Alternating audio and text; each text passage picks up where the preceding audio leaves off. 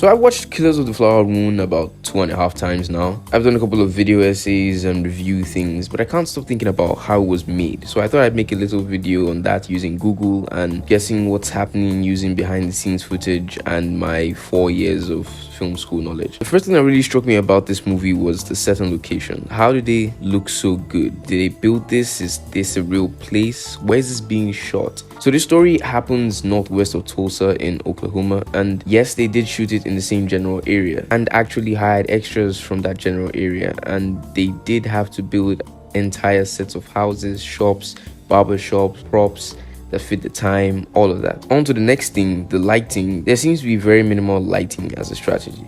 So that's probably why the movie has such deep contrast in lots of scenes. There's scenes like this one with Molly where the sun and natural light is being supplemented and enhanced with that light outside with a diffuser over it. There's scenes like this one in DeNiro's offices where it looks like DeNiro's character King Hale is being lit from the back with a light for this scene, but hang on, that doesn't make sense. Yeah, that's because this particular lighting setup isn't for DeNiro, it's actually for when the camera is on Leo. But we can't be sure because the camera hasn't been set up yet. But you can sort of tell using the direction of the light source. Look how it's different when the camera is on Leo versus when the camera is on DeNiro. The scene in the barbershop is so interesting to me because I really thought that there would be some serious lighting going on here. It's so bright. But apparently there's none that I can see. It's just a big glass window with a lot of sunlight. It's beautiful. And if you're wondering about the cameras, apparently the cameras used to shoot these were the Arri Alexa Mini. That makes sense for the smooth shots that probably required several handoffs. I couldn't find anything about the scene where they're essentially, it's a long take through the house in the movie. I'm just going to guess that that's either something like a crane in the ceiling or they're actually moving it via some kind of steady cam. And the other camera is the Arri LT with Panavision Panaspeed lenses, which makes sense because they are apparently the fastest optics for large format cinematography, compatible with both film and digital at 35mm, so fast and versatile and good for large format, which is, you know, essentially what this movie needed. Okay, so lightning round. In a particular frame, Martin Scorsese has an East Asian inspired fan in his hands on set, and his shirt isn't buttoned up, which means that these two are sweltering right now. 2, they got permission from the current president of the Osage and also hired as many people of Osage descent as possible to try and further legitimize, you know, the whole thing of having white people sort of tell these stories, you know, having in as many Osage voices as possible in the movie be heard, be actual characters, be a part of it, be a part of the behind the scenes, you know, be actually in the crew, really legitimizes the whole thing. And I think that should actually decrease the amount of backlash that I think Scorsese and criticism that I think Scorsese is getting about how his story still tells the story from the point of view of the killers of the flower moon, which is the white people. But anyway, that's a discussion for a different day. Number 3 they were apparently on set for 165 days, which is honestly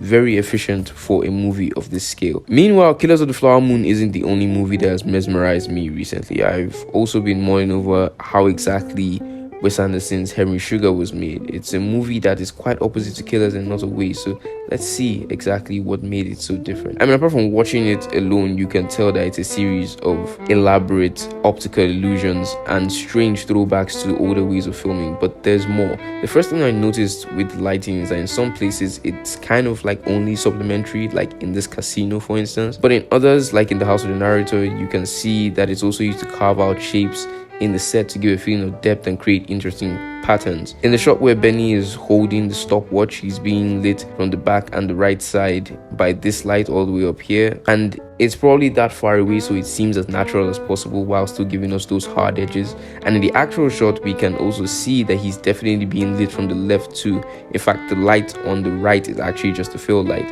and of course they are booming sound from under. That's how they're able to give him so much headroom. It's a fantastic shot. And in contrast to Killers of the Flower Moon, this movie is also way less contrasty and very brightly lit. Just look at the shot with the director and Benny talking. There's lights everywhere. It also looks like most of this is being shot indoors, you know, apart from the scene where they're outside of the hospital, I think, which honestly makes sense for the amount of control that Wes needs to and likes to have over the conditions of these movies. Like almost every single thing in this movie is controlled, especially where the lighting is concerned. There's like, if there's a shadow, it's there on purpose because it's Wow.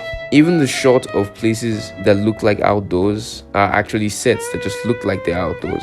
Like there's literally a forest drawn behind Ralph Fiennes' character, and the jungle is also in a set and is drawn in a style that looks very similar to that of a children's storybook illustration. And there's lots of dollies which allow for the swift controlled movements that Wes Anderson likes, and I love the fact that he's right there on the camera. Like, it's honestly so exciting. I get that the director doesn't have to do this, but it always makes the BTS look so cool, I can't lie. Also, because essentially this movie is heavily choreographed. I mean, it is Wes Anderson after all. He actually had to make a storyboard of sorts.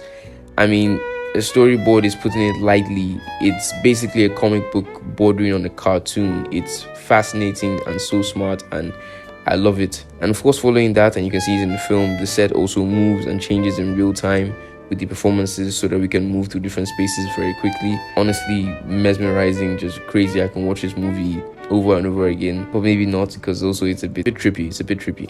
My favorite shot is honestly the one of Benny in the car with the green screen behind him. Now, I was shocked to see that it was green screen in the BTS and not actually a moving image the way that it was in the old days, but its use was still nostalgia inducing enough, so still my favorite shot. By the way, the cameras used on Henry Sugar are apparently the Ariflex 416 Plus with the Zeiss Master Primes and the Ultra 16 lenses, shot in 16mm film, Kodak, shaken, not stirred. And if you enjoyed the video, please consider becoming a channel member or leave a donation in our Buy Me a Coffee account, linked in the description, so we can keep making more videos. And thank you for watching, he said.